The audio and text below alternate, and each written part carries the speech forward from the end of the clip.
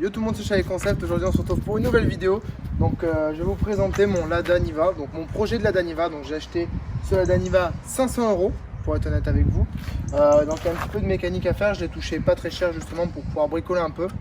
Donc j'ai pour projet, on va essayer de faire un 4x4 roulant parce qu'il ne roule pas actuellement. On va essayer de faire un 4x4 roulant pour aller s'amuser dans la forêt. Allez, c'est parti.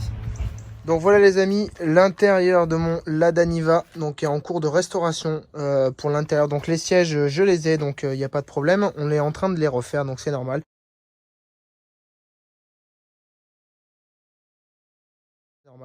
Au niveau du plancher, j'ai nettoyé, gratté le plancher parce qu'il y avait un petit peu de rouille. J'ai fait une réparation à l'époxy, je vous mettrai des photos directement pour vous montrer ce que ça donne.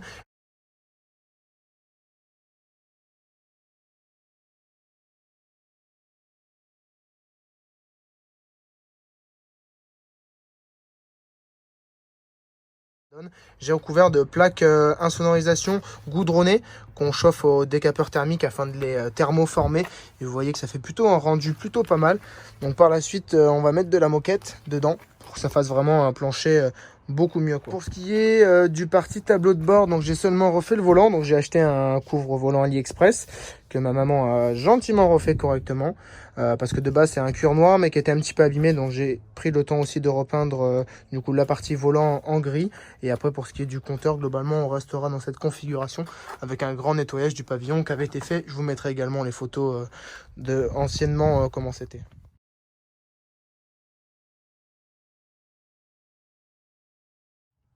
J'ai aussi fait en blackson du coup les passages de roues arrière, seulement les arrières pour commencer, parce que j'ai un petit point de rouille à traiter de l'autre côté à l'avant, donc je préfère attendre avant d'être prêt. Pour ce qui est des roues, du coup, c'est des jantes triangulaires que j'ai acheté sur Facebook. On mettra des crampons parce que ça, c'est les pneus route. Donc voilà, d'un point de vue mécanique, globalement, bon, il est propre. Il va y avoir une petite rectification à faire.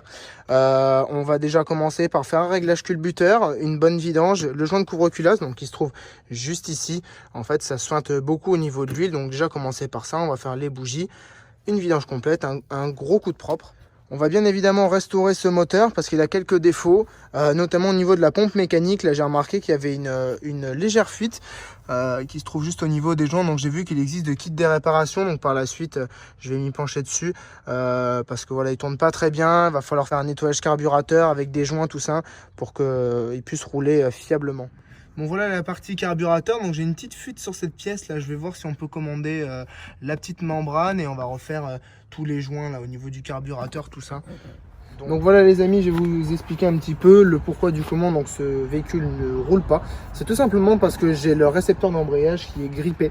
Donc regardez dessous, je vous montrerai dans une vidéo prochaine lors du remplacement du coup de cette pièce là, permet du coup de débrayer le mécanisme d'embrayage afin de pouvoir transmettre le couple du moteur à la boîte de vitesse. Vu qu'il n'y a pas de transmission de couple, donc le véhicule n'avance pas tout simplement. Donc j'ai prévu de remplacer également l'émetteur d'embrayage et le récepteur ainsi que le tuyau qui joint les deux.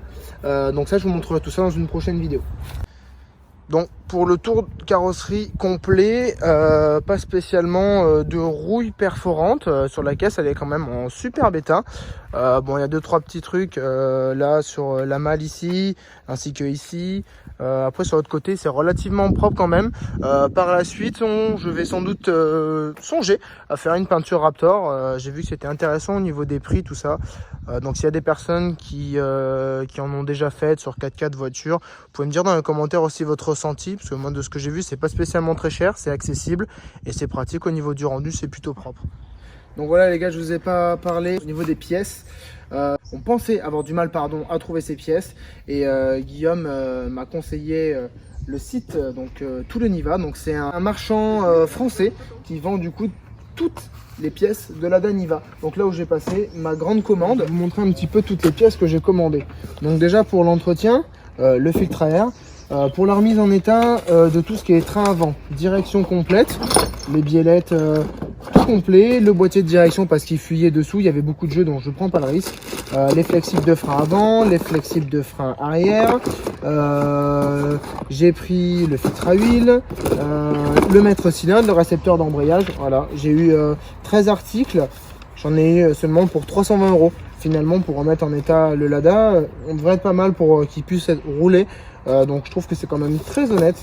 Donc merci à lui, c'est d'une rapidité super. J'ai reçu les produits. En plus, très gentil de sa part, il a eu un retard au niveau des biellettes. Le kit de direction biellette plus les flexibles de frein qui m'a renvoyé dans un carton à part. Donc j'ai trouvé ça super gentil de sa part. Il m'a envoyé les pièces disponibles.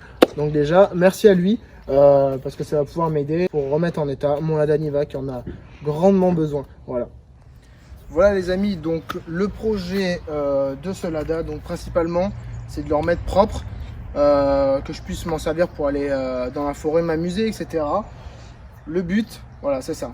Partie mécanique, refaire proprement. Le moteur, la transmission, enfin les transmissions, pardon, boîte pont transfert, vidanger les différents fluides et m'occuper au niveau de mon émetteur et mon récepteur d'embrayage avec la purge qui sera faite par la suite. Je suis mis sur les réseaux sociaux, notamment sur Instagram spécialement, donc ça s'appelle projet-du-bas Lada. Donc vous retrouverez les photos pour l'instant qui ont été mises sur Instagram, donc pour le début de réparation du Lada.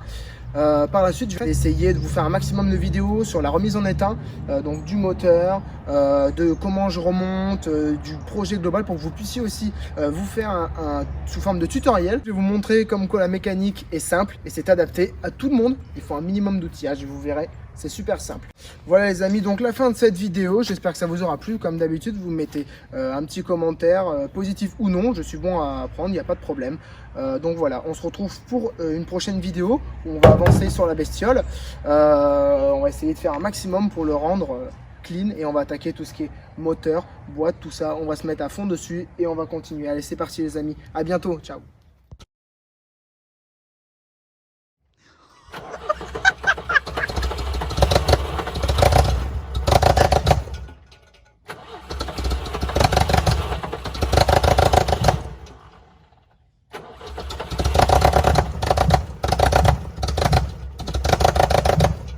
Tu vois qu'il y a quelque chose de coincé. Filme. Sors de là-dedans.